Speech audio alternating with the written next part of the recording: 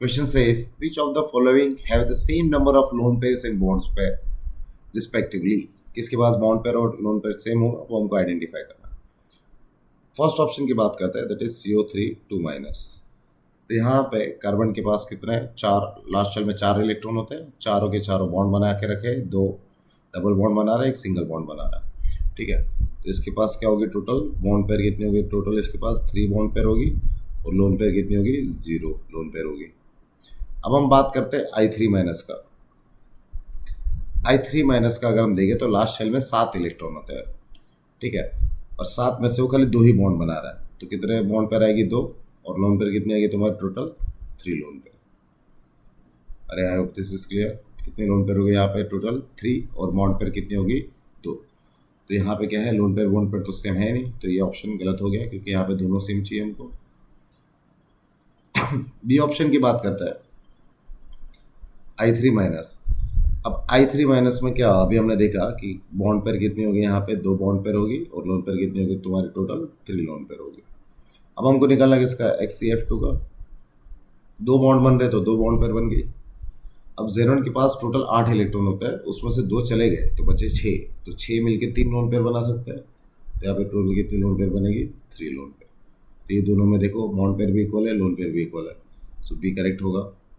एक बार बाकी के ऑप्शन भी देख लेते हैं। सी है NH2-। नाइट्रोजन के लास्ट शेल में 5 इलेक्ट्रॉन होता है, उसमें से बॉन्ड पेयर कितनी बन रही है, 2। तो यहाँ पे बॉन्ड पेयर कितना बन गया मेरा, 2, और रिमेनिंग कितना होगा, 2 लोन पेयर होगा। 3 इलेक्ट्रॉन बचे, एक माइनस का चार्ज बचा, एक और एक्स्ट्रा इलेक्ट्रॉन है, तो टोटल कितने इलेक्ट्रॉन हो गए, 4। तो लोन पेयर कितनी बनेगी टोटल यहाँ पे, 4। अब आप बात कर लेते हैं SO2 की। SO2 के लास्ट शेल में कितने इलेक्ट्रॉन होते हैं, 6। 6 में से ऑक्सीजन 4 बिजी है, मतलब 2 बॉन्ड पेयर बना रहा है और 1 लोन पेयर बनाएगा, तो ये गलत हो गया। दूसरी ऑप्शन गलत। डी की वो एक बार चेक कर लेते साथ साथ में, SO3 2-। सल्फर के लास्ट शेल में कितने इलेक्ट्रॉन होते हैं, टोटल 6। उसमें से बॉन्ड कितने बना रहे हो, 3, तो कितने बॉन्ड पेयर हुई, 3। रिमेनिंग कितने हैं, एक डबल बॉन्ड बनाएगा और 2 सिंगल बॉन्ड बनाएगा, टोटल 4 इलेक्ट्रॉन बिजी है ना, एक बचा, तो यहाँ पे लोन पेयर कितने आएगी, 1।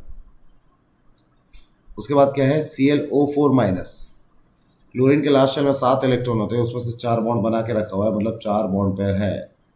अब बचे कितने इलेक्ट्रॉन, 7 ही होते हैं, उसमें से 4 यूज हो गए, 3 बचे हैं, तो कितने लोन पेयर आएगी यहाँ पे, तो यहाँ पे हमारी लोन पेयर आएगी, ओके, यहाँ पे हमारी लोन पेयर हो जाएगी 0।